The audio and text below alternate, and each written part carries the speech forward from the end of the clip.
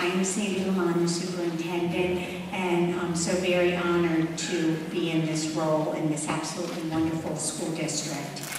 Safety and security has become a priority for all of us in our schools and the world around us. I never thought in my 33 years of education that I would see this become such a topic that's so near and dear to all of our hearts. We've also learned over time that this topic in our schools is more than just having safe buildings, grounds, classrooms, and facilities. It's about ensuring that all of our students feel safe, they feel valued, and an important part in our school community, especially in the area of social and emotional well-being.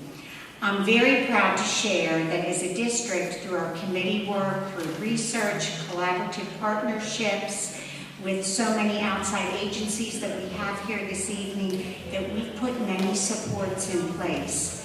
Tonight, after hearing an overview of our current practices, then we'll allow time for questions and answers from our panel of experts.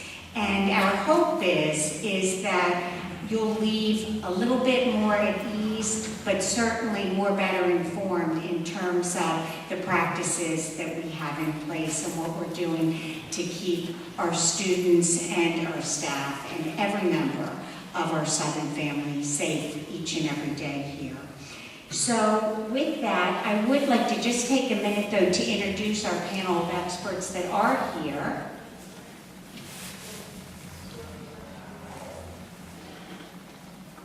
And I wonder if they can advance upstairs. There goes Woody Force, and if not, I'm going to do it just by memory and that'll be fine. Okay, this evening with us, not able to join us though, because he is working with FEMA, is Mr. William James, our York County Office of Emergency Management. We also have, if he can just give a wave until the question and answer part of our evening, Chief James Boddington, our Chief of Police from Southern Regional, and we certainly have had a true partnership with them for years and years. Chief Boddington goes all the way back to our DARE program and cares so very, very much about our district as a whole. We also have with us Sergeant Justin Kohler from the York County Sheriff's Office. And Mr. Kohler is new to us this year in terms of a partnership and has just been an absolute amazing addition to our team. He's actually done all of our training and with Run, Hide, Fight, and also works with all York County government agencies and is a true expert in this area. From our Southern York County staff, we have our Director of Operations, Mr. Randy Buffington. He oversees our emergency operations procedures and that committee and works to ensure that our facilities are as safe as they can possibly be. Also, we have our wonderful Miss Jill Platts, and she is our social services coordinator. She's an absolutely invaluable resource to the well-being of all of our families and students. Also tonight we have Officer Bill Hansen. He is new this year to us. We're very, very proud. Our school resource officer that is in all of our buildings. And what's special with Officer Hansen is he's actually an alum. So he's been a warrior through and through and is happy to be here as a part of the Warrior family in his new role. And not new to us at all, but certainly Officer Dio Mendez, and he has been with us for 18 years, Dio, and there's nobody that cares more about our warriors and the safety of them as well as Officer Mendez. So they'll be able to share with you at the end of the second half of our program their critical role in terms of what they do each and every day to keep our students safe. So with that, I'm going to turn it over to Dr. Bryson is our Assistant Superintendent, and Mrs. Susan Green, and they're going to give you an overview of current practices that we have in place. So thank you again. Thank you everyone for coming. Can you hear me? No. Woody, am I on? Okay, can you hear me now? Okay, there we go. All right, very good. So first we want to start off by talking a little bit about that this is a safety presentation, but we are going to be careful not to give too many details about things that could cause safety issues. So we will try to answer your questions, we will try to go through things in depth, but we always want to be conscious when we're talking about safety that we don't give away things that would put us in a vulnerable situation. So I want to kind of start with that because we always want to remind people that when we're talking about safety, there are certain things we don't want to divulge to have us be vulnerable.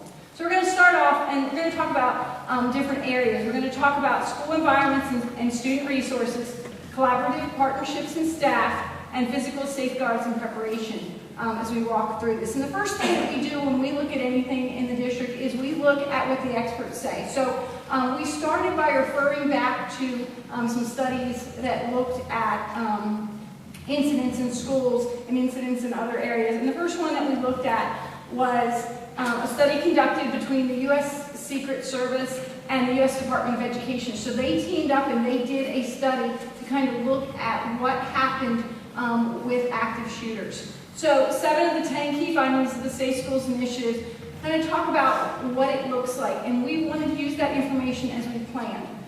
So rarely were they sudden or impulsive acts. Others knew of the attacker's plan. In most cases, there were kids that knew about it. No, there's no active or useful profile of the students who engaged in school violence. So again, you can't look at, say, it's that type of student or that type of person. Most exhibited prior behavior that caused concern, so there were warning signs. Most had difficulty coping with significant losses or failures. Most felt bullied, persecuted, or injured by others, and in many cases, other students were involved. So we kind of took that and kind of rolled forward with that information into what we feel are the most important pieces to look at in safety. So we think it's very important to look at school environment and student resources. So I'm going to turn it over to Dr. Bryson on that. Thank you, Sue. One of our focuses probably for the last, I'd say 10 years, has been creating a positive environment within our schools. While 10 years ago, I think we were focused more on creating an environment where students wanted to come to school and learn. And we know there's direct research that shows if a student is comfortable in their environment, they're more likely to succeed academically. What I'll share with you tonight is that need to create that same type of environment couldn't be any more strong or any more true today in 2018 as it was in 2000.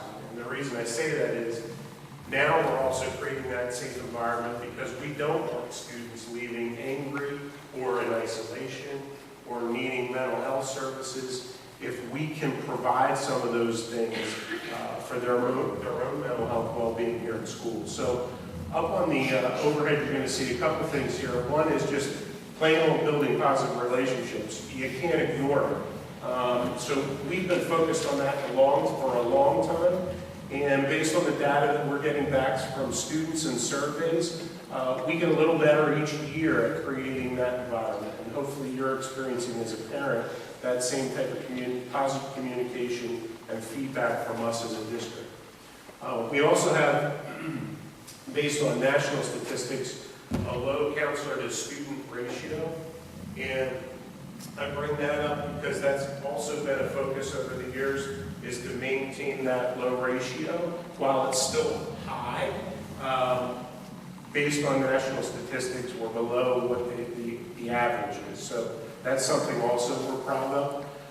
We also have bullying prevention programs throughout the district, K through 12. And again, I think the obvious there is those that have trauma in their life or a history of trauma are sometimes those same students that are bullying, were bullied, and etc. So it's something we want to maintain and keep a pulse on. We have positive interventions and supports. Again, instead of focusing ourselves on the negative and consequences and punishment, while there are consequences for bad behavior, we also want to recognize the positive and make that a focal point of how we do business, if you will, here in the Southern North County School District.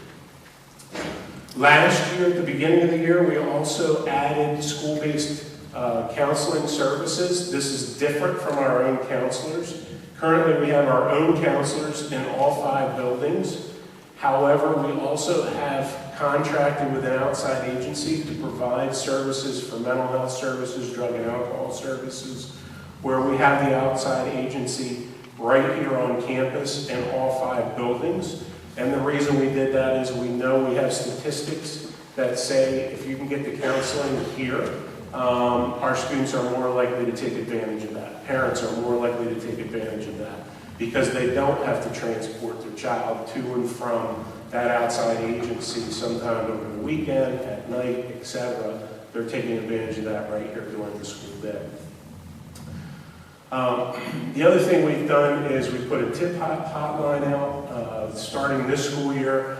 We also have really focused on keeping lines of communication open to our students, building positive relationships with adults to students, so that students are more likely to share something that isn't right, whether it's see something, say something, or it's something on social media or what have you. We have multiple options for them to take advantage of to get that information to us or Southern Regional. And lastly, we also have programs in place to address crisis intervention, where if we do have a student in crisis, we have teams of teachers and adults, staff members, to actually deal with that crisis.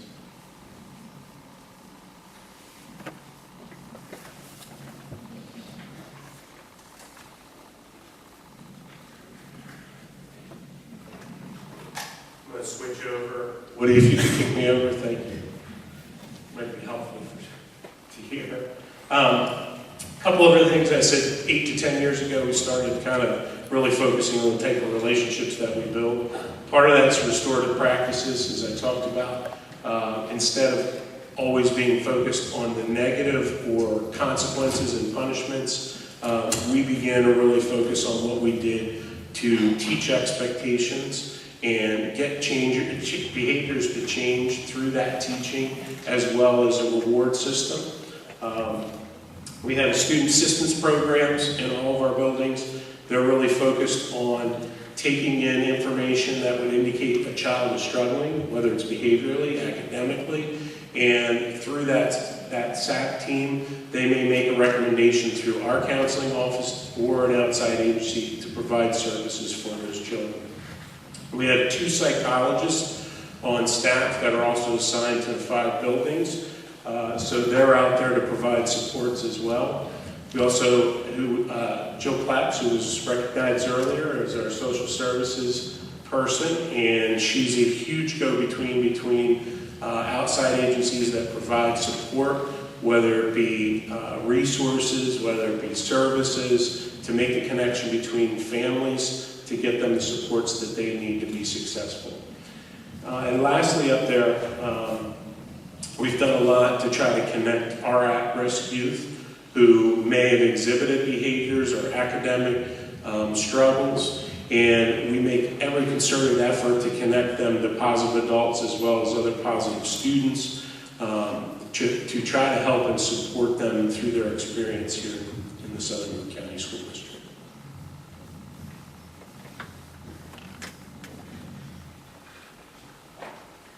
Okay, so now we're going to talk a little bit about some of our collaborative partnerships, folks that we work with. So the first one we want to talk about is our full-time school security officer.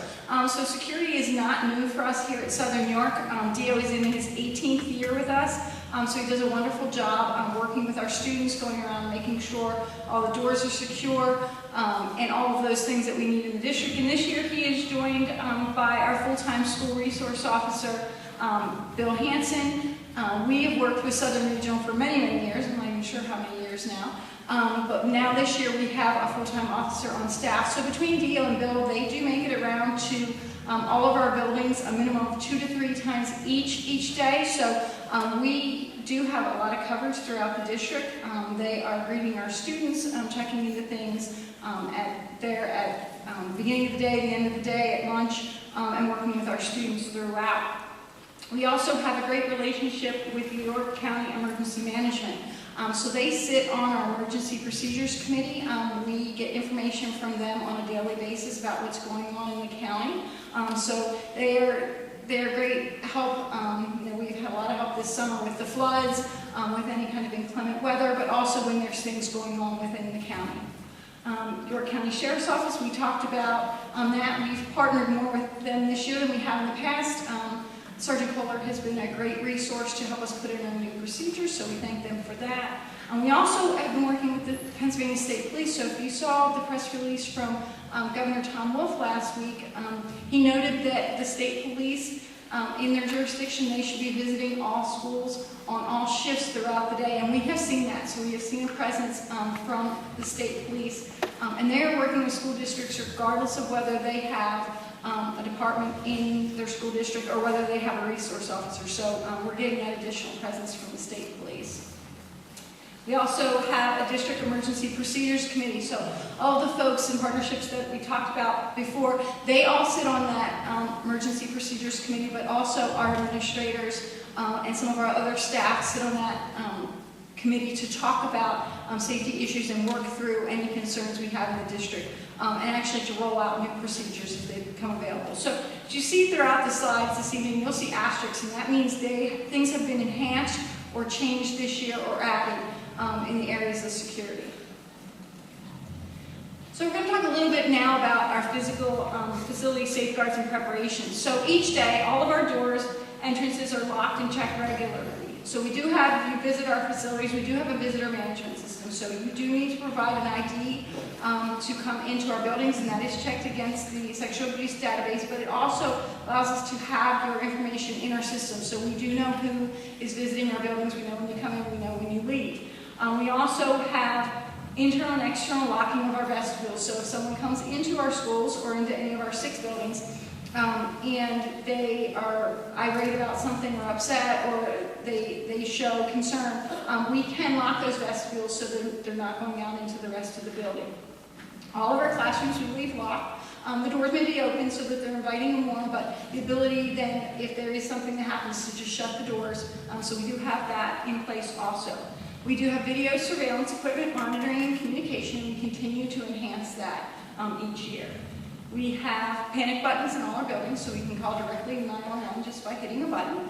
And we do have indoor and outdoor intercoms. So again, as we continue to look at our procedures and what we have in place, we continue to add to that. So if we have students outside, we're able to call them quickly back into the building or vice versa. So some of our other safeguards and preparedness. We have emergency plans of all our buildings, including aerial views. So we have that all in our emergency procedures manual. We have annual training of staff. And again, there's an asterisk there because we put new procedures in this year. So we always do the annual training, but it was a little enhanced this year with our new procedures. We have monthly building-wide drills of all students and staff. We also have ongoing tabletop exercises in all buildings. So I'm going to take a minute now. We're trying to move along so we get everything covered, but we want to take a minute and talk about tabletops because we think they're very important. So what a tabletop is where we have a whole bunch of folks sit around a table and talk about a particular situation. And what it allows us to do is allows us to sit with the emergency responders, to sit with the front office folks in the building, to sit with some teachers, to sit with some administrators, to sit with school nurses, counselors, to kind of talk about what if this happened. So Officer Hanson has actually been running our tabletops last year and this year. So he'll come forth with a scenario. So it may start with, it's 10 o'clock in the morning and there is an intruder in one of the buildings, or it's 3 o'clock in the afternoon and we have a bus accident. And as you walk through the scenario, some of the assumptions change. It looks different if it's cold, it looks different if it's hot, it looks different if it's at night or in the daytime. So as we walk through that, we make sure that everyone understands their roles and any questions are asked. And it's helped us to work through these. We do one at each building each year, so 6 a year. And then we talk with our whole group about what we found. So the whole emergency procedures group, our whole administrative team, to kind of talk through, okay, here's what we learned from this, and then we can pass it on to the rest of the district. So it's been very helpful to us in kind of making sure what we think we have in place really is kind of working as we're working through those scenarios. So we've been able to tweak and advance things in that way. So really appreciate the help from our emergency responders as we walk through those. And then the final thing, Dr. Bryson talked a little bit about Safe Schools Alert. So students, community members, parents are able to send alerts to us in 4 ways to send a tip of concern. So if there's a concern out there, again, it's not 911, if it's an emergency, we need to still call 911, but this enables, again, as we look at our findings at the beginning of the presentation, someone knew something, kids a lot of times knew something, so again, it's a way for them to give us tips on things that may be going on. So we talked a little bit about our emergency operations plan. It's sometimes called an all hazards plan or emergency preparedness plan.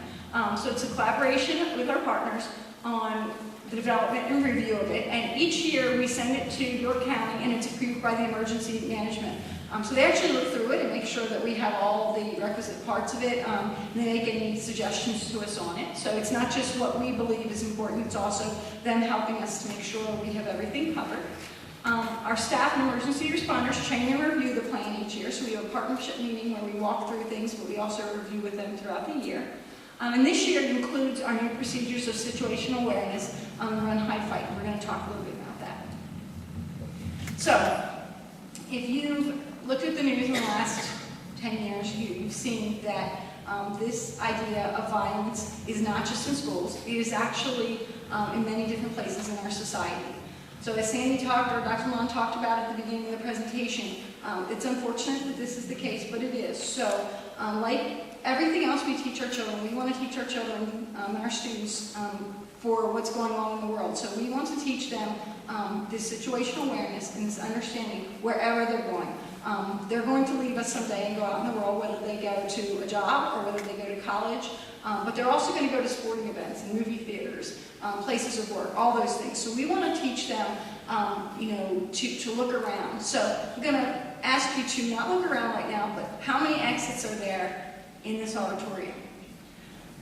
So one of the things that we want our students to start to be able to do, and our staff, are to walk into a building and look at those kinds of things. Not from a nervous standpoint, but just for an awareness. If we have to leave here quickly, what are your options for getting out?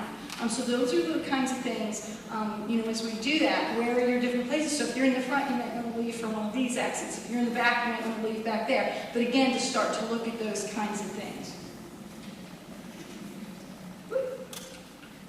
So our new procedures are based on alternatives. So you'll have alternatives based upon the situation. It's a permission to survive. So, I think I did skip a, okay, yep, I did skip a slide. We went really fast. So our new procedures, we started about 2 years ago to actually look at what procedures we wanted to put in place. So we, as I talked about, we looked at research, we looked at what other folks were doing, we looked at what people thought was important, and we looked at this model of run, hide, fight because it's easy to understand, it's easy to train on, and it works well. After this, we had lockdown. Beginning this year, we now have run, hide, or fight. So as we walk through that, it's alternatives based upon the situation.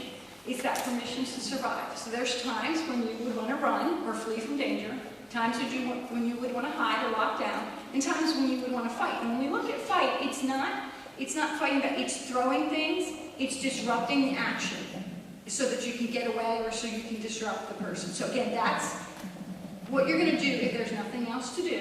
But it's no particular order. So you don't sit there and say, okay, first I have to do this, then I have to, you look at your situation. So if you're in here and there's a way to get out quickly, you're going to get out.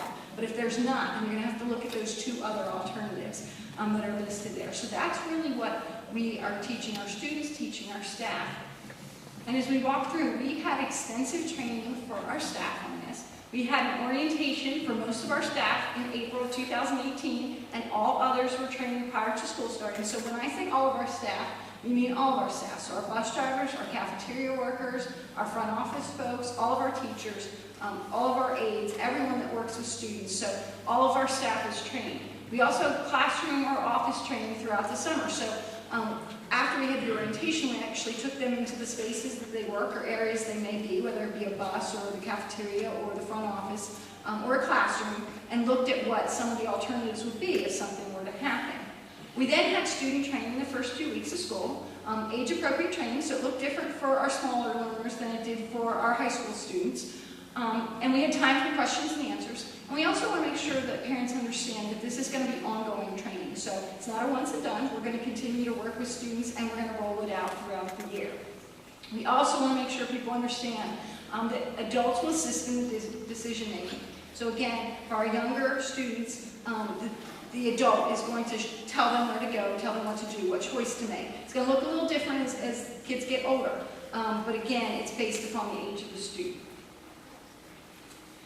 So let's say, again, we're putting all this in place so we don't have an incident. But let's say we do have an incident. It could be an incident like a gas leak. We have to take students and staff away from our campus, or it could be, something else like that, where we have to take the students off and then we have to get them back with their parents. So we have an extensive procedure in place that, again, kudos to our Emergency Procedures Committee, extensive procedure to get students back with their parents. Again, in the case of an active shooter or something like that, if they run, we'll find them. So that question always comes up, as we were talking about the slide, but that question does always come up, but we want them to get to safety. That's the most important thing. But we are going to have tons of these emergency responders here to help us find those students if that were to happen. But let's say, again, we have a situation, whether it's an active shooter or it's just a gas leak or something, and we have to take students off the campus or one of the campuses. We do have plans for after the event occurs. We have to and if we may have to relocate multiple buildings. So again, if we have to relocate 3 or 4 of our buildings, we have plans for that. We have agreements for off-site sheltering and procedures, but we don't disclose those because of security reasons we talked about earlier.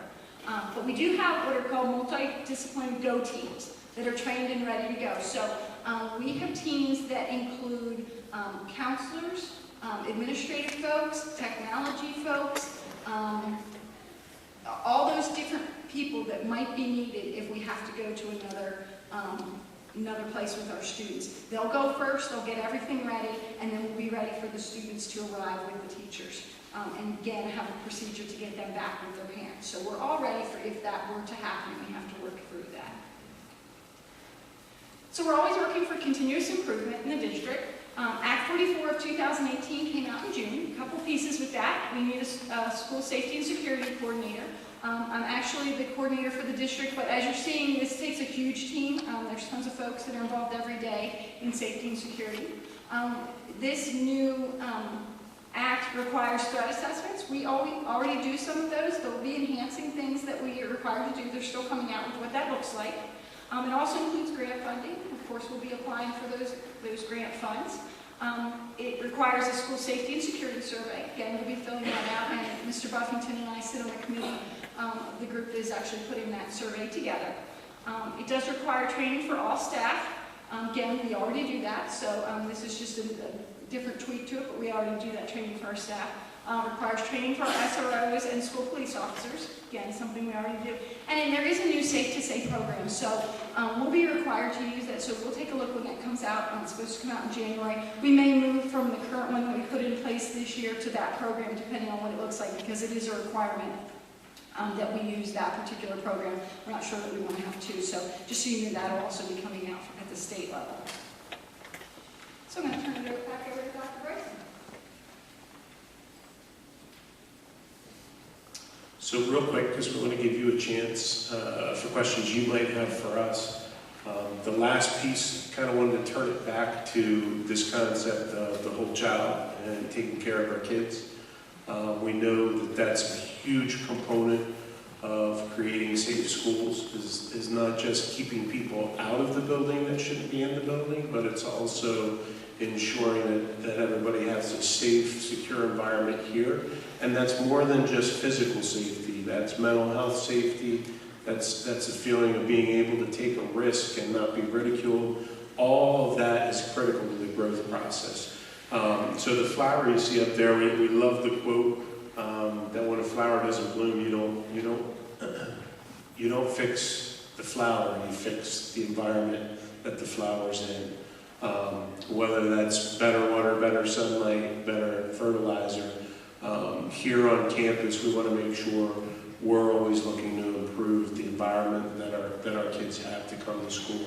So 2 of the huge focuses that we have moving forward, they didn't start this year. They're not going to end this year. These are huge undertakings, and that really focuses on the student's social emotional learning and well-being, mental health well-being.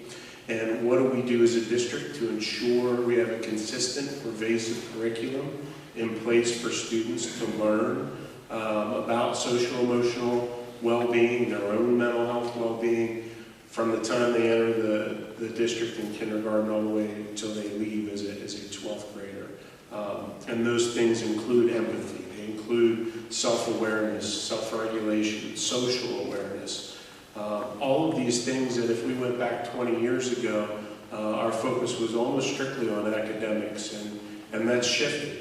Today, it has to be as much about the person's mental health development, brain development, as it is the academic piece.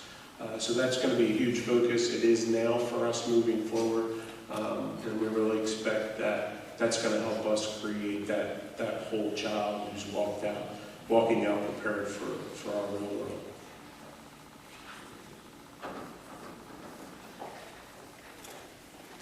I want to thank Bob and Sue for giving a really concise overview on many, many, many different initiatives. I also want to thank Mrs. Judy Fisher is here and Mr. Bruce Bauman are here from the school board, representing the school board this evening, as well as all of our administrators that are here that work diligently each day to help to make sure our students are thriving and are safe, whether it's within our physical buildings or, as Bob said, how they feel as an individual.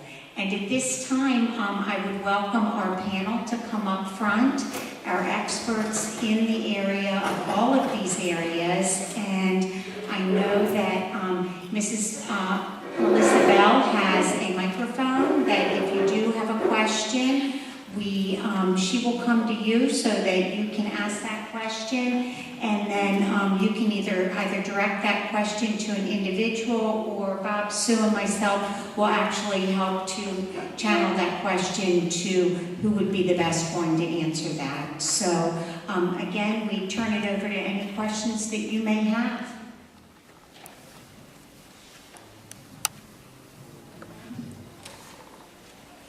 Thank you.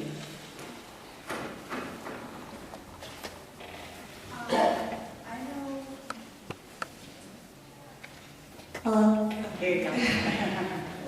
Not in this school, but in my senior year, we had a bomb threat. So the ETA time for bomb squad and SWAT was 5 minutes. What's the ETA time for here? Because it's very remote, and I'm just putting myself in, being a parent.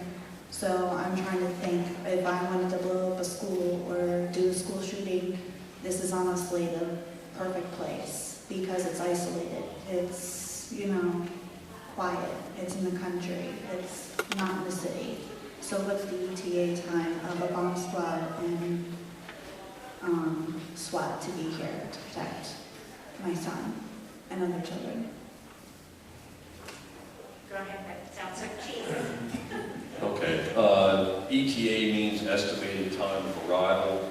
We do not have a particular bomb squad or SWAT team on staff. One of my officers is on the York County QRT team. Their resources are readily available to us in a short period of time. But the ETA of just a bomb squad or SWAT team is not the most important thing. The ETA of a police officer and some people who know what they're doing is critical. We can be here very, very quickly. With a school resource officer, he's here automatically, which is one of the reasons we have a school resource officer, to have a trained law enforcement officer in the school at all times. In the event of an emergency, he can direct and call for the resources he needs. The resources are available. We have the Sheriff's Department has dogs, PSP has dogs, the York County QRT team can all be here relatively quickly. But the immediate thing is to secure the building, to secure the area, and get things under control. And that's where our school resource officer, working with the staff who is trained in these different procedures, is critical to either go into lockdown, whatever you have to do to secure the situation, then we can come take care of things. So we can get here. Again, the ETA is going to be very, very quickly for the police. The specialized units might take a little longer to get here, in 15, 20 minutes, maybe something like that, depends on where they are. But the main thing is to have a plan in place and people in place that are trained and know what they're doing to secure things until the experts can get here.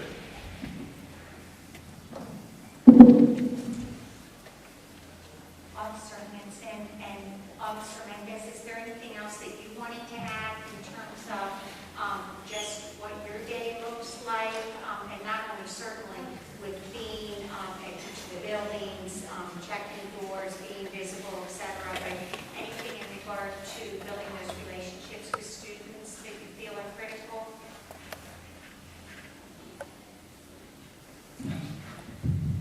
Am I on? Okay.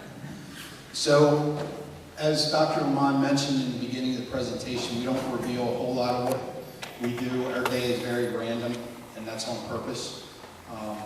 As far as our time spent in the buildings, we build relationships with a lot of the students because I know when I first came here at the beginning of the school year, a lot of the kids were very reluctant to see a police officer in school every day. I see that starting to shift. Now they're starting to come up to me and talk to me. Some of them call me their best friend already. And that's a good thing because those are the types of relationships that if there is something going on in the school, they feel a little bit more comfortable talking to us about it. So that's part of security and safety also, is building those relationships with the kids. They need to understand I'm not just here to charge them with a crime or put them in jail. If anything, that's the farthest reason why I'm here. So why both of us are here.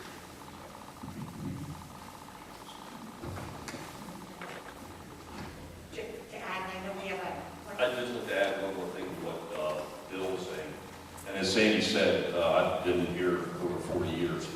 And during that time, I spent 10 years as the DARE officer in 5th grade and middle school. And that was probably one of the most rewarding experiences I've ever had. To this day, I have kids coming up to me, 6 foot tall, 300 pounds with full beard, saying, "Do you remember me? You know, 5th grade, you look a little bit different now." But I'll tell you, the relationships we build in the school are incredible. When I first did start teaching elementary school, you know, of course, there was a police officer in the school, all I what's going on. And it wasn't long, I was one of the family, and there's some people here that were with me in that endeavor.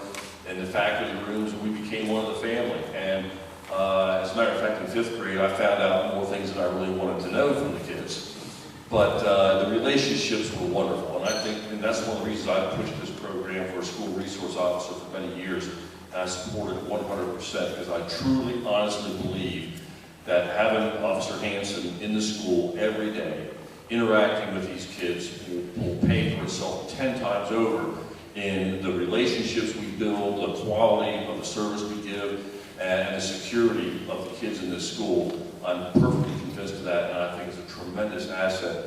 And I really thank the school. I mean, I've been here a long time. The school has always been right on top of things. We've worked very well together, and they really are proactive in trying to keep your kids safe. And I'm proud to be head of the police department that's working with them to keep everybody safe.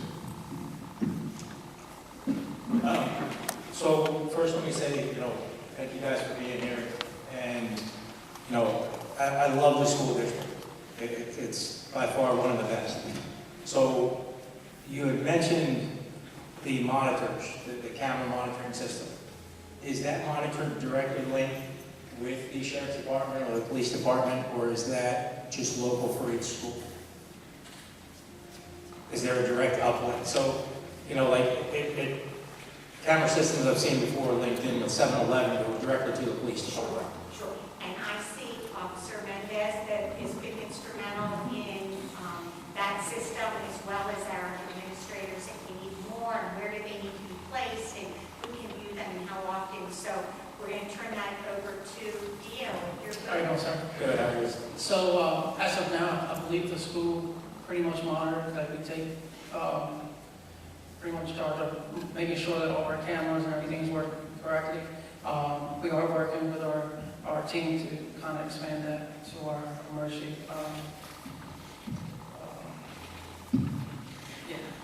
partnerships. So. Okay. Yeah, so that's something that we were working on.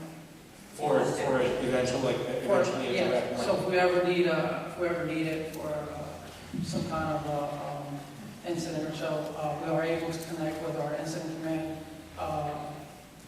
mobile team. And they're able, with our tech department, they're able to get them access to those Okay. that are needed. I mean, I would imagine yourself will probably have it on your phone, right? I mean, that's, Yes. okay, so you can.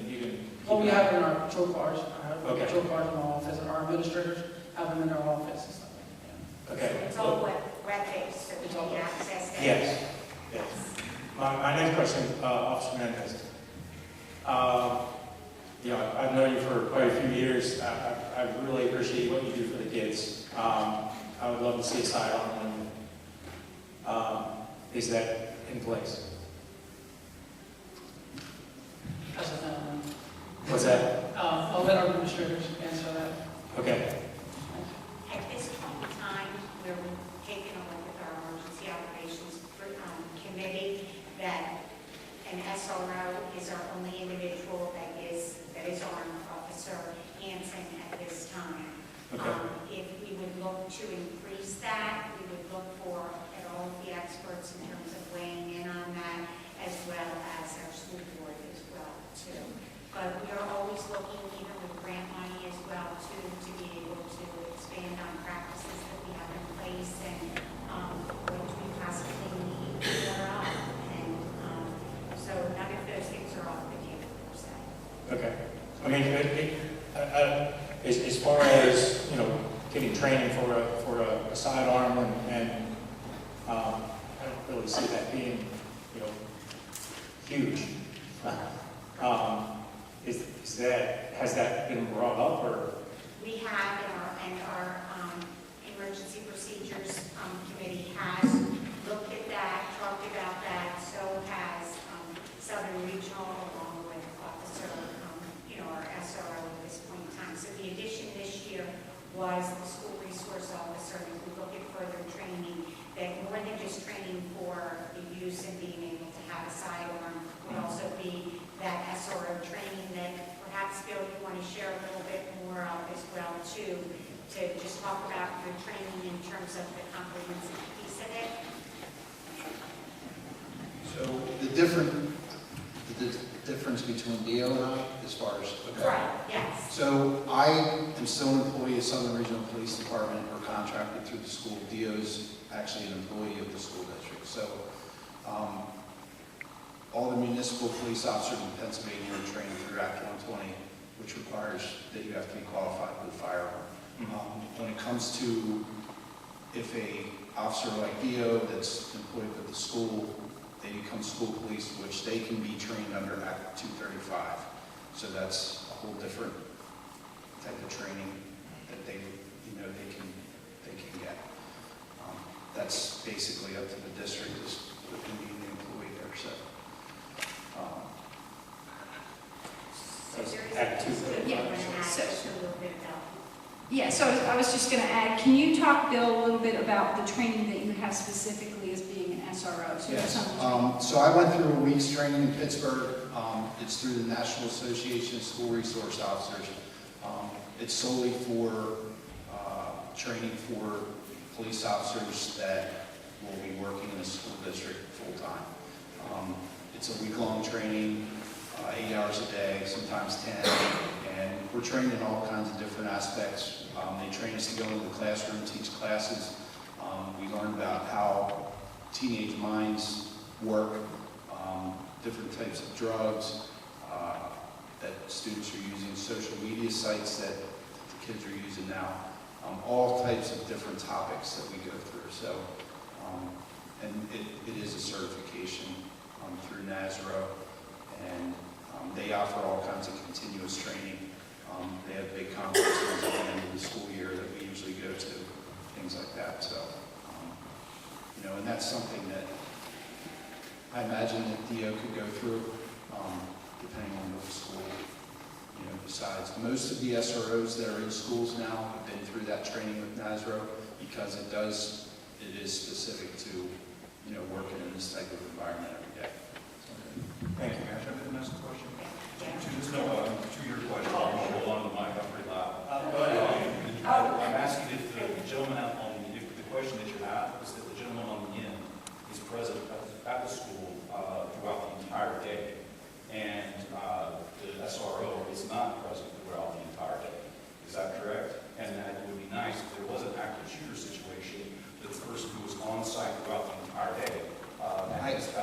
I am at the school full-time, Okay, understood. every day. But not at one particular Not school. in one You go from school to school to One school. thing, and I can address that, between Dio and I, it's very seldom that I see him throughout the day. If it is, it's in passing. Or if we have to meet about something that may be going on in the school. So we're not in one specific building all day long. And on the other hand, we can't be in every building. I wish we could, but we can't. The other thing that we have to understand is that through the slideshow that you saw, the different training that staff and kids have here, it's a difficult thing to step around, only because we can't be everywhere all the time.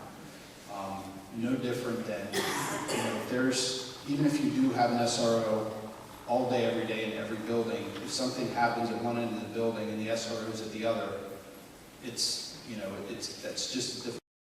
Sure, I agree totally, but I mean, there is a difference between being at the end of the building versus a whole other route. And one thing Dio and I do, we coordinate every morning together to, as much as we can, map out our day, who's going to cover what building and when. So the good thing about this campus, for the most part, including Friendship, we have 4 buildings that are extremely close by. Correct. 3 here. We make it a point, and again, not to give a whole lot of what we do, that those buildings are covered as much as possible that we can with the 2 of us. Sure. So Shrewsbury's a little farther away. We understand that, and we try and deal with that logistically to make sure that they're covered as well. Okay. But a quick reminder that we also have, Make sure everybody has a chance for questions.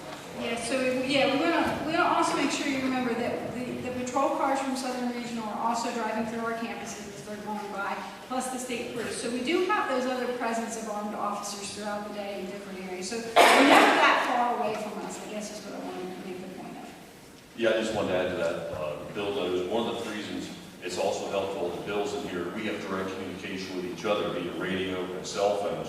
And very frequently during the day, we talk back and forth. And if I know he's going to Friendship the other day, I backed him up at Friendship on a suspicious vehicle. I was over here by the high school, went over, backed him up, came back over to the high school. So the zone cars are also very cognizant of the schools. It's not just Bill's the only police officer that's working in the mornings, especially with bus runs. Our zone cars are out, watching the schools. We may have a car at Shrewsbury, Bill might be at Friendship, then we come out here, and we know where each other is pretty much all the time. With our computer systems, we can see where everybody is. And so it's not just Bill, it's the rest of the department that's on duty, is in patrolling around and, working. So it's not just one officer, we're trying to cover as best we can. So kind of piggybacking off of Officer Hansen. So I was trained in ALICE training, and I'm not sure what the educators here are trained on. But for me, I focus on the teachers because there's way more teachers in the buildings than there are of you guys. So I just had 2 questions. One, are they taught about alternative evacuation? So obviously not going down regular hallways, but other ways to evacuate, especially when we have 2-story buildings. And then my other question is, are they taught countermeasures? And then are the kids taught countermeasures? So I'm going to pass this on to Sergeant Kohler, because over the summer we did a lot of training with the Sheriff's Department, which included the teachers, and I'll let him. Thanks. I knew this was coming eventually, so it's okay. Hello everyone, I'm Sergeant Justin Kohler with York County Sheriff's Office. I am an instructor in the Run, Hide, Fight curriculum. I'm even getting a little away from her, which is so sweet. I'm a national instructor from the National Tactical Officers Association in the police officer's response to an active shooter event. It's interesting to see kind of the dynamic of law enforcement and how we ultimately react to these active shooter events. For the longest time, it was just as simple as we surround the school and we let the SWAT guys handle that. Post-Columbine era, we've realized that no longer works. The first responding officer has to go in. Without getting too in deep into the history of it here in the U.S., I'll just kind of jump right to the fact that the new curriculum for educators, for regular citizens, for students, is going to more of a run, hide, fight curriculum, very similar to the Alice training that you went through initially. The idea behind it is just as simple as this. As far as run goes, if there is a shooter inside this building right now, we are a lot safer not being inside this building. Yes, alternate routes are available. This kind of goes along to that situational awareness thing. You know, how many exits do we have in here? Are there exits backstage? Possibly. Is there a possibility to use a window to get out? All of these factors are kind of taken into consideration with it. When we get to the hide portion of it, it's, oh no, we can't safely evacuate right now. We don't know where the shooter is. We don't know how many there could be. We just don't know. So the idea behind that is to secure ourselves into what we do know is safe. Locking doors, closing down exits, giving that appearance as if no one's home. The last stage of the training, again, piggybacking on the Alice portion of it, is this fight. Okay? Now, it's not your traditional, okay, we're all going to take him one type deal. It's a joint effort in combating. You have no other choice. You're now face to face with him. As the slide said earlier, this gives you permission to survive, period. And of course, based upon, and I'll let the school district answer as far as what those age-appropriate trainings are that you had mentioned, but yes, by whatever means necessary, it is to fight back. So for elementary school, my kids go to Southern, are they taught those countermeasures, like pick up staplers, throw textbooks, use your backpack? Like, my kids in 2nd grade and 4th grade, and they kind of understand, and they've done an excellent job at the school. But I'm just curious, like, are the 6th graders taught differently than the little kids? I'm just curious, like, were they taught those things? Yes, I do know that it is all age-appropriate training, and again, I will pass that on to one of the administrators to cover what that training actually looks like for those ages. And also to the Sergeant Fuller, do you also want to share how you actually went into teachers' classrooms in different areas so that to assist with folks? Sure. That can phone Yeah. number, which I think was another one of your questions. Yes. Yes, absolutely. So I've been very fortunate. This was kind of not necessarily planned to say. I was contacted by the county EMA agency who asked me to kind of get in touch with the school district. They were looking at doing something like this. And I, first and foremost, thank you to all the administrators. You guys have been phenomenal in administering all of this, as well as kind of inviting me in. I mean, don't hold this against me, anybody, but I graduated from Dallastown, so I kind of feel like an honorary warrior here. I really appreciate it. But no, I had the opportunity to go to every school in the district, actually to go into the classrooms and meet individually with teachers and then in small groups as well and answer any questions. I had a chance to kind of look at each individual classroom, and we kind of pointed out a few things like, hey, you know, this giant metal filing cabinet works really good for cover. You know, and we did rearrange a couple of rooms. Hands down though, first, again, your schools are absolutely beautiful. You know, very well taken care of, and I think they're set with the way that they are as well.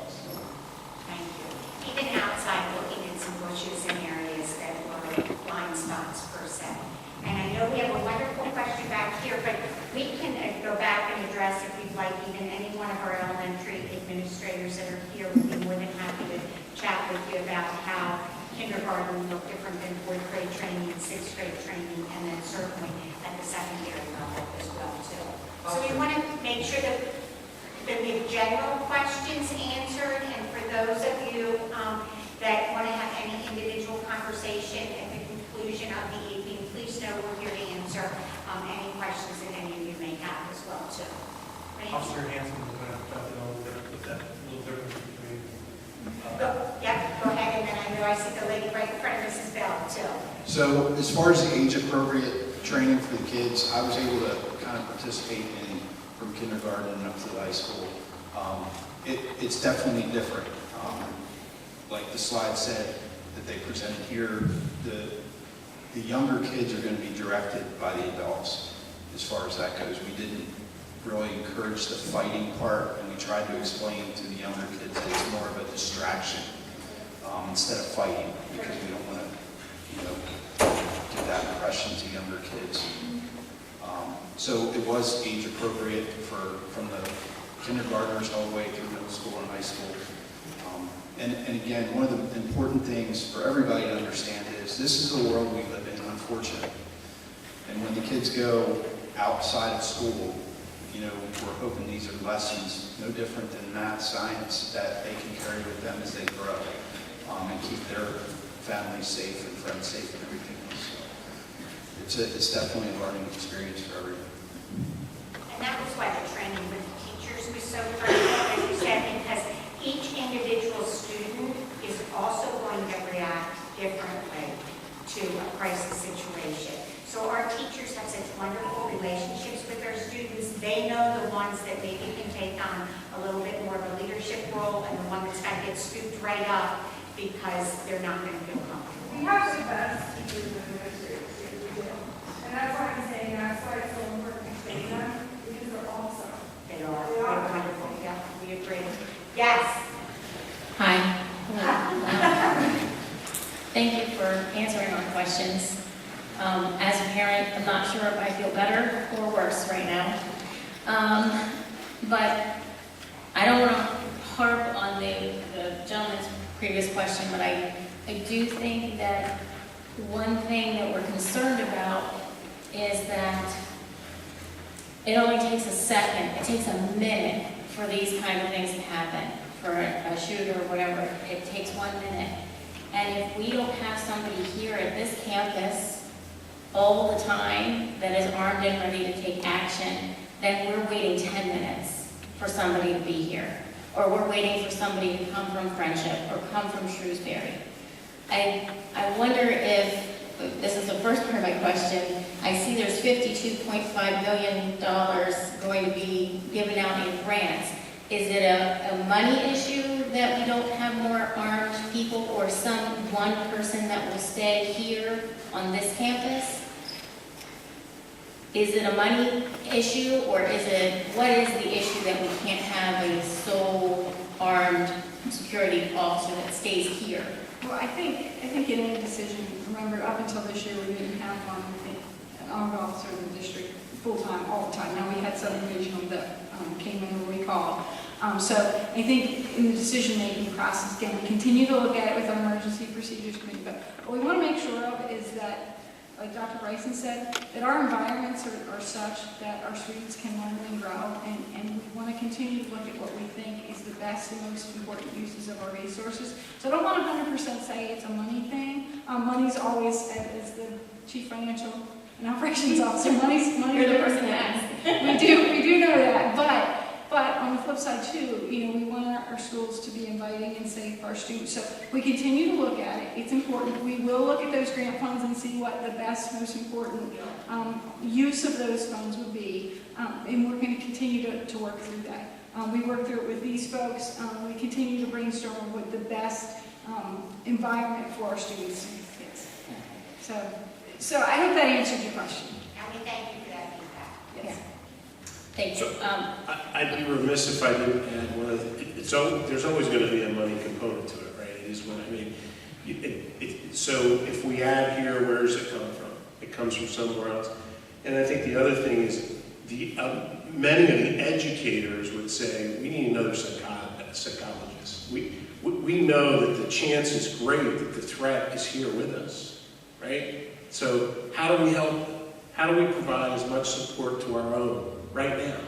You know, we're in a unique situation in that we're able to build relationships with our kids, with the adults, as a family right here. Now, it's a family of 1,000 right here in this building. But when they go out on Friday night to the movie theater, there's no relationships. When they start work in a workplace of 1,000, they're not going to know their people. They're not going to know anybody. So part of it is we're in a unique advantage in that we can provide those supports. And I'm not living a pipe dream. I also recognize that with another psychologist, it could still happen. With another security officer or a police officer, it could still happen. With 5 more, it could still happen. So we have to balance that. And I think we're in this difficult position of balancing what services you're going to get that benefit, And then to try to weigh it, it's difficult. There's no money value for the safety of our children. There's no money value for their mental health, their well-being. So it's a balancing act. This leads me to my next part. Thanks for that. I just want to say that I think keeping things off of the campus is what we want. We want assurances that these things are not coming into the school. These guns are not coming into the school. They're not coming onto the campus. And we have things in courthouses and airports and all these other buildings that stop people from bringing in guns. There's dogs, there's all these security measures that can be taken to stop it from happening, and we do stop it from happening. We stop it in airports and we stop it in courthouses, but yet we're not stopping it at schools. And I'm all for it being a loving and secure and inviting environment, but I have to send my kids here every single day for the next 12 years. And I need to know that I'm sending them somewhere that the security is serious. It is serious like a courthouse. It is serious like an airport, because there's people getting in and killing people. You know, I mean, I don't think we can. Right, and we appreciate that too. The other part that becomes that whole piece too is that, you know, when is ever enough? Can we ever say enough is truly enough? If there's something that happens outside on one of our fields, if something happens at the front door, there's not just a back door, but there are doors on every angle of every single school building as well too. So we hear what you're saying, and certainly as we work with our experts and expand upon our services as we see those as a need too, we're always going to prioritize the needs for our students. I promise you that. Last one. Okay. For these guys. And I'll pass it. I'm sorry. No, I promise. That last part. So recess and things like that. What are the safety measures that are taken when the kids are out on the playground? Is there somebody out there, you know, besides the aides that are watching their behavior? What are the safety measures for securing the actual playground? Thanks. Thank you.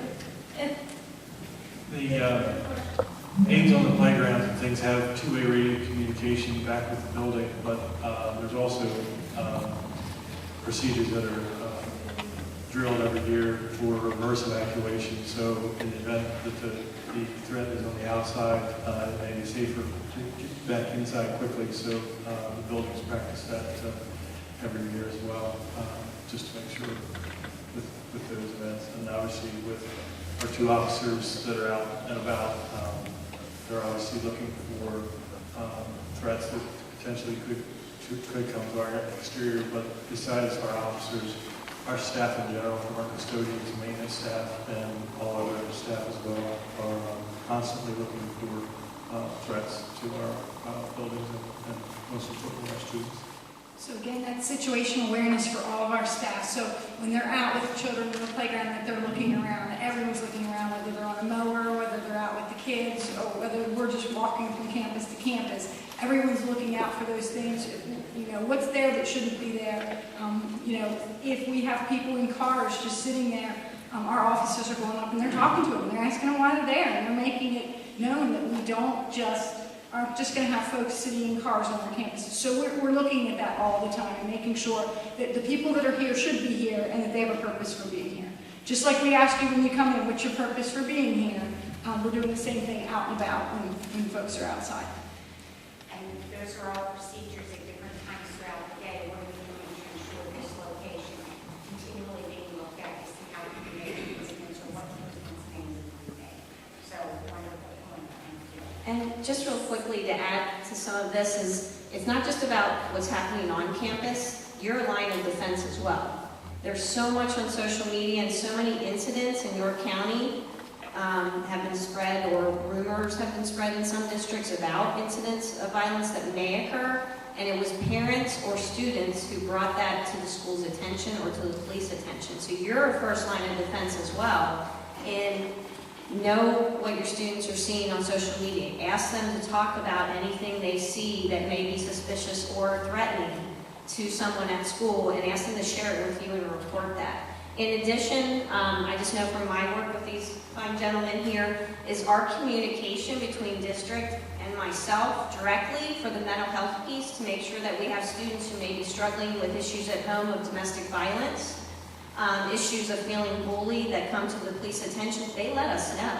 So then we can work with that student to make sure that student, number one, feels cared for here at school, number two, has the supports they need here at school, and we reach out to that family to make sure they have what they need. So it's not just about what's here on campus, but what we can do in our outreach to parents, to families, to community members, to make sure that everybody feels cared for, they have what they need, whether it's mental health or basic needs, and that if they do feel like they aren't a part of the school community, that somehow we draw them in and make them a part of the community, because it's those disengaged students that are often the ones who act out.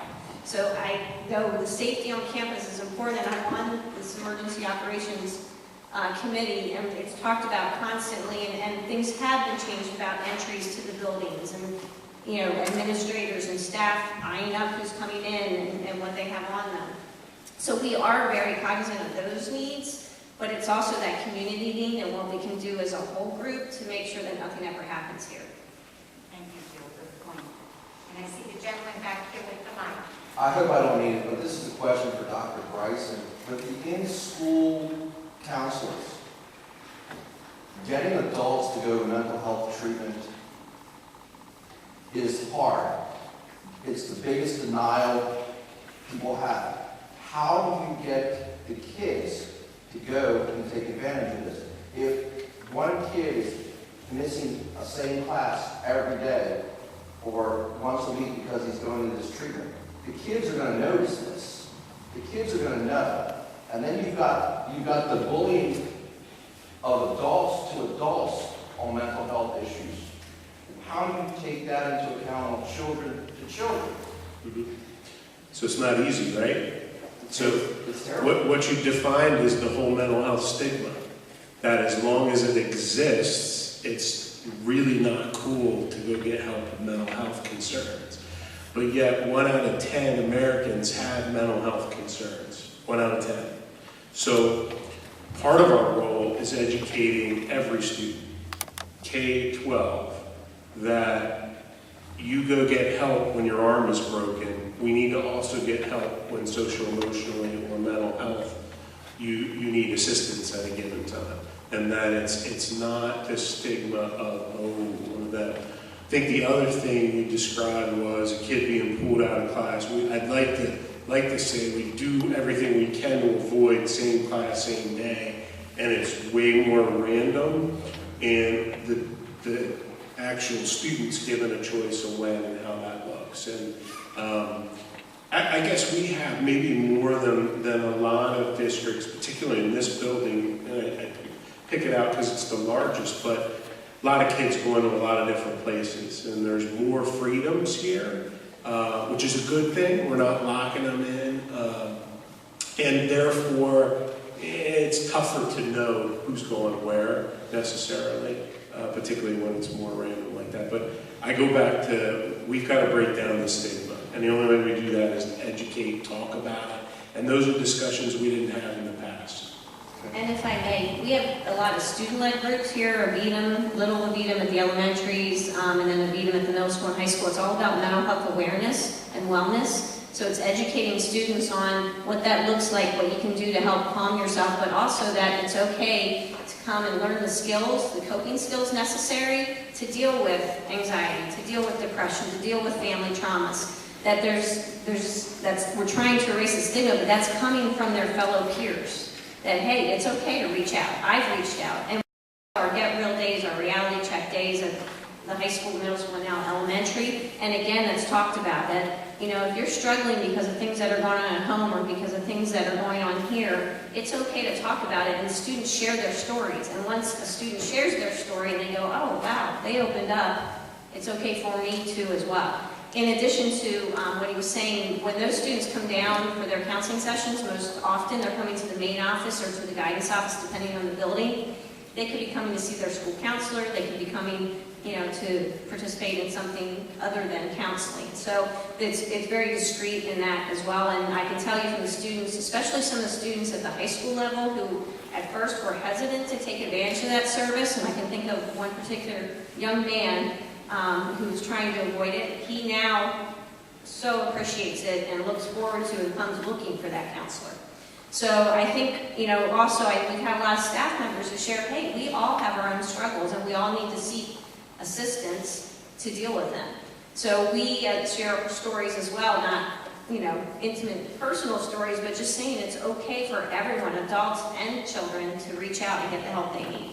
And I think just the more we've educated, the more programs we've introduced, it's just part of the norm. It's just part of what we do here, aside from teaching, health and phys ed and science and math. Mental wellness is another part of that.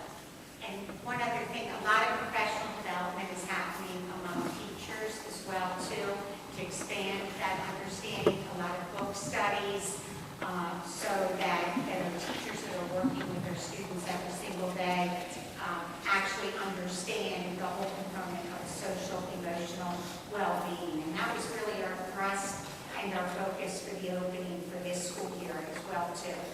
If there's unit counseling, are the teachers being trained to say, hey, maybe we should have, and then make a recommendation to have the school speak with the parents and say, hey, we might want to have your child come in and at least talk to somebody for a little while? That's happening in multiple ways. It may be when teachers talking individually, obviously, to a parent might ask, a teacher might chat with the student and say, hey, do you want to go see a counselor? There's so many different, it could be directly through Mrs. Platts, it could be directly to Officer Hanson. Someone may even say something. So it's that whole caring about the whole child and for our kids to understand we care about you, we can come to any single person, and we will help you, no matter what it is. And we are fortunate, we're one of the few districts in York County, and York County Human Services points this out often, as well as the student assistant regional team. But we are one of the few districts in York County that has a student assistance program from K to 12. So we have the program in our elementaries. It's only required in the secondary. And what that does, it's a referral system for those students struggling with behavioral, academic, or social emotional needs that are barriers to their education or to functioning in school. So anyone, a parent, a student, a teacher, our resource officers, we've had bus drivers make referrals. So they can make a referral to that team in each building. That's brought before us. We meet with the child, we speak with the parents, we offer a variety of different services. It could be supports academically in school, it could be an assessment to see if counseling is needed, it could be referrals to resources so they can eat, so they can concentrate when they're in school. So that is our sort of funneling program throughout the district, that we can address the needs of these students and guide them to the right services, whether it be mental health or other. Thank you. I'll let Mrs. Bell give it. Yeah, just in regards, to the working world nowadays being so understaffed, lean, if you want to say, what is their plans for when a resource officer is on vacation or absent sick? Is there backfill for them?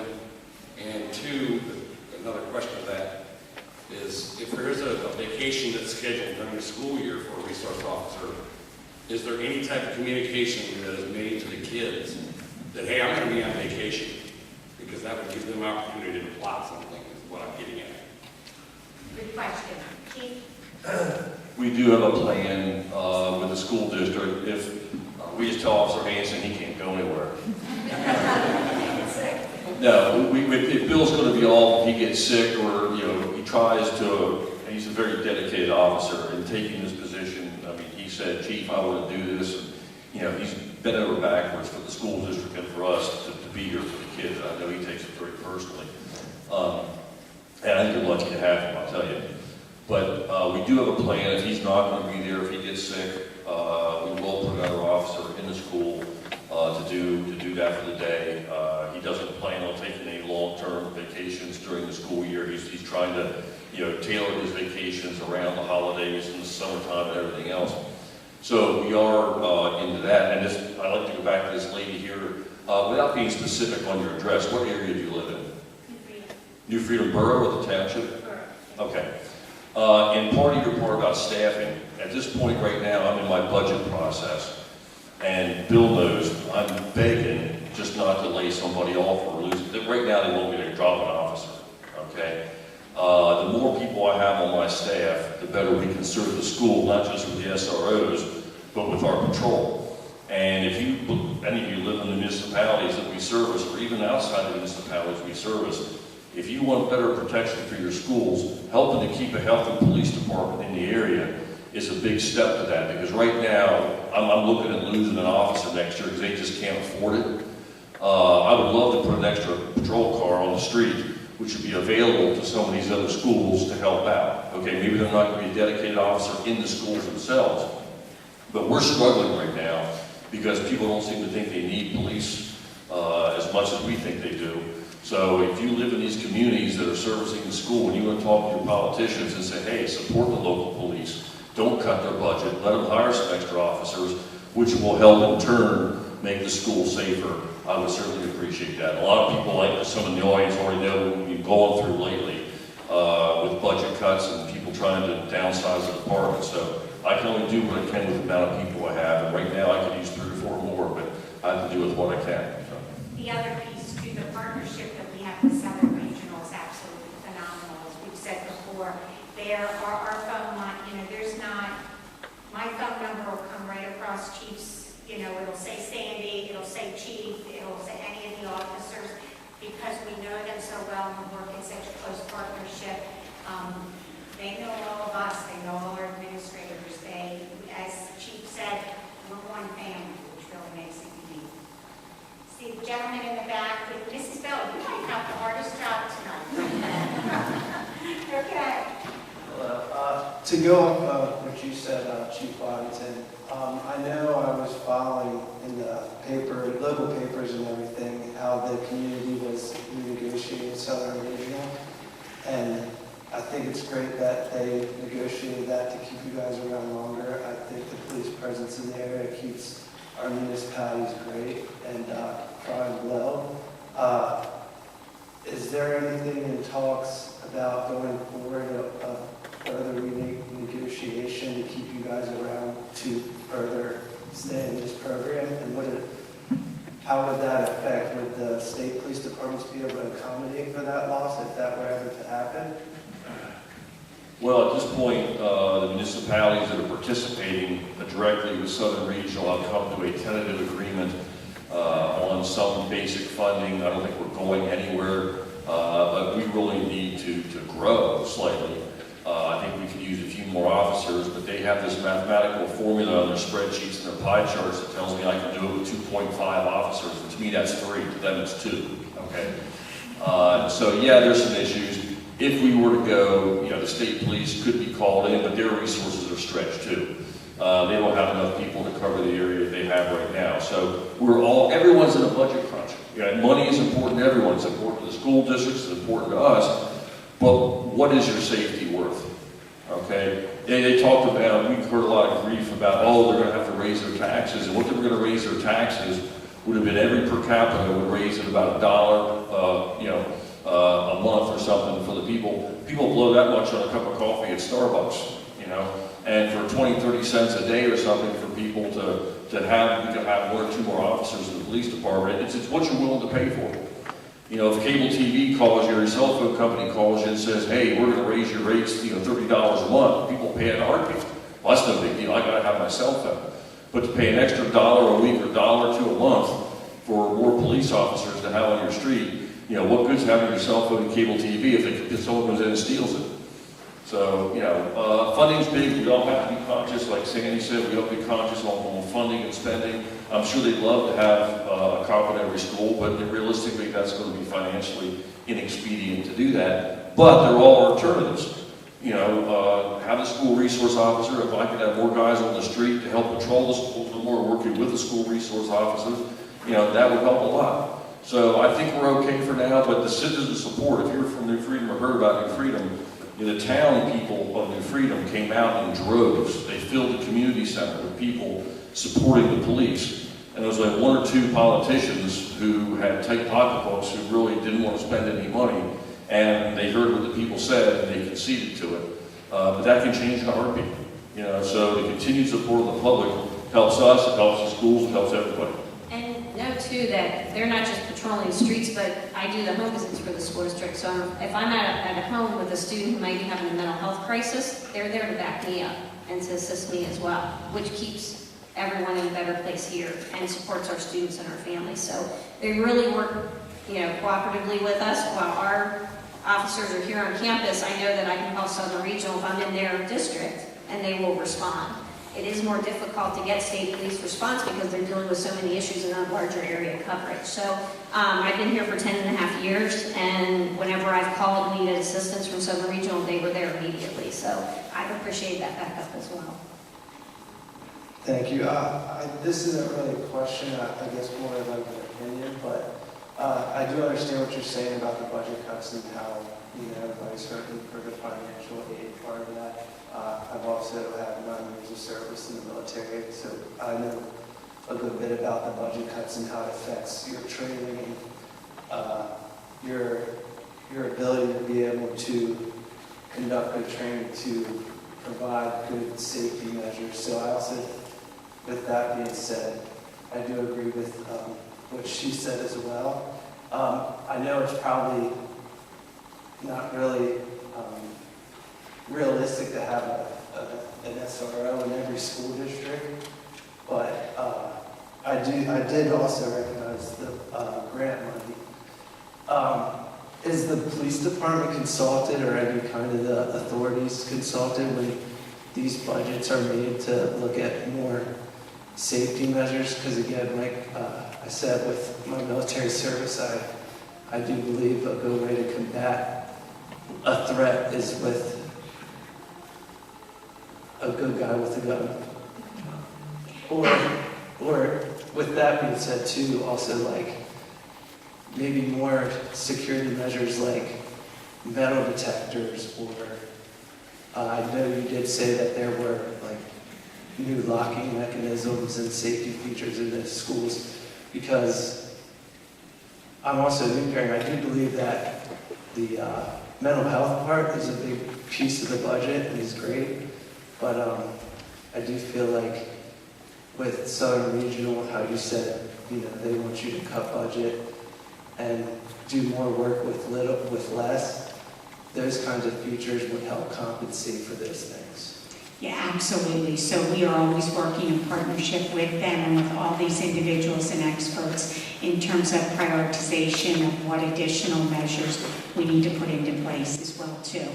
I just want to, before I see some folks leaving, please know those of you that have additional questions, we will be here to be able to answer any of those questions. But I would ask at this point in time that if you could please join me in a round of applause for all of the experts.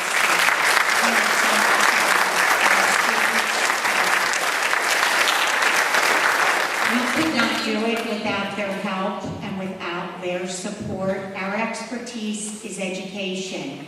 Their expertise is invaluable to us. There is nothing that is more important than the safety of our children and every single member of our Southern New York County family. So we thank you very much for your partnership. Continue to share your feedback with us, your thoughts, and please know that any of us will be available for any additional questions this evening. Please have a safe ride home. Thank you for coming out.